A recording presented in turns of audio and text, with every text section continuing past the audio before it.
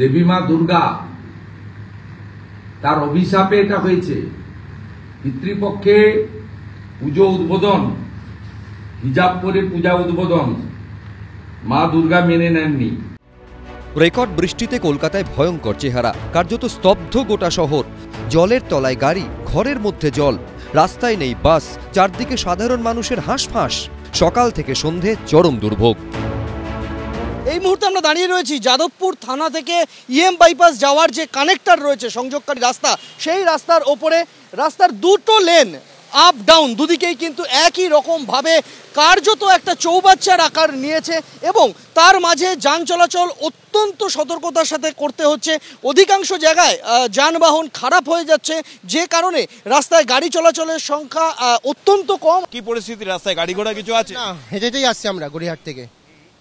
গড়িয়াহাটে গাড়ি পেলেন না? না, কেউ আসছে না, কেউ আসতেও চাইছে না, কেউ নিচ্ছে না। যদি মানুষ আজকে হেল্প করে সেটাও কেউ করছে না। মানুষের তোলে কারণ নেই এখন আর। এই কিভাবে ফিরবেন? বাড়ি কোথায়? বাড়িতে এখানে যাচ্ছি সাঁতরাগাছি কাজে, ওখান থেকে আবার হেঁটে ফিরবো ব্রিজের উপর দিয়ে। এই পরিস্থিতিতে তুঙ্গে উঠেছে রাজনীতিও। মুখ্যমন্ত্রীকে আক্রমণ করেছেন বিরোধী দলনেতা।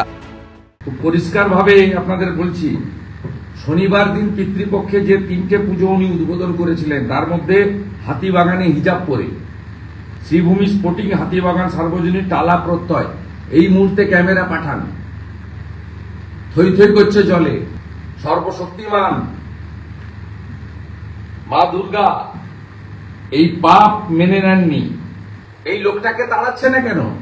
মনোজ বার্মা সিপি, মেয়র ফিরাদ হাকিম, সিএসের চেয়ারম্যান সঞ্জীব গোয়েঙ্কা, 3 জনকে আমরা জেলে দেখতে চাই। বিদ্যুতের জন্য 8-9 জন মারা গেছে। আমি সকালবেলায় সঞ্জীব গোয়েঙ্কার সাথেও কথা বলেছি এবং তাদেরও বলেছি যে আপনাদের যেখানে যেখানে যা তার পড়ে আছে, এটা আমরা দেখি না, এটা রাজ্য সরকারের হাতে নয়, এটা প্রাইভেট সেক্টর, আমাদের সময় নয়, এটা বামফ্রন্ট আমলের সময় থেকে ওরা পেয়েছিল। যারা মারা গিয়েছে তাদের পরিবারকে সাহায্য করার এবং তারা যাতে কোনো কাজে সুযোগ পায় তার ব্যবস্থা সরকার করবে। কিন্তু বিদ্যুৎ দপ্তরও, বিশেষ করে সিএসসি দপ্তর, তাদের দায়িত্ব অস্বীকার করতে পারে না। তাদেরও 5 লক্ষ টাকা করে কম্পেনসেশন মিনিমামে ফ্যামিলিগুলোকে দেওয়া উচিত। পাল্টা শুভেন্দু অধিকারীকে আক্রমণ করেছে তৃণমূল।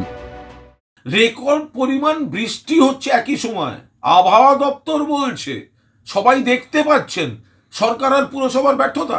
আপনাদের সুরাট, আপনাদের স্বপ্নের স্মার্ট সিটি, সে ডুবেছিল কেন ওইভাবে ভয়ঙ্করভাবে দিনের পর দিন?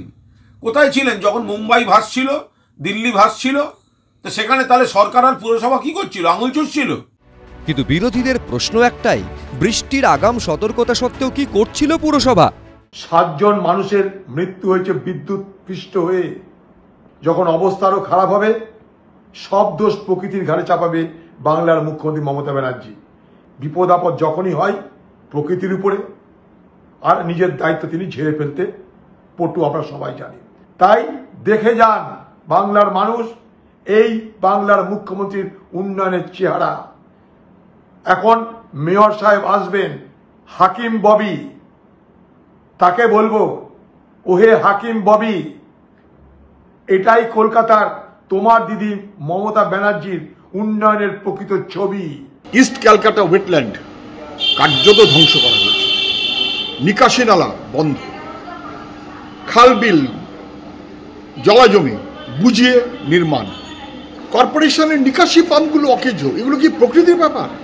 As a total failure of রাজ্য সরকার এবং কর্পোরেশন, এটা নিয়ে কোনো সন্দেহ নেই।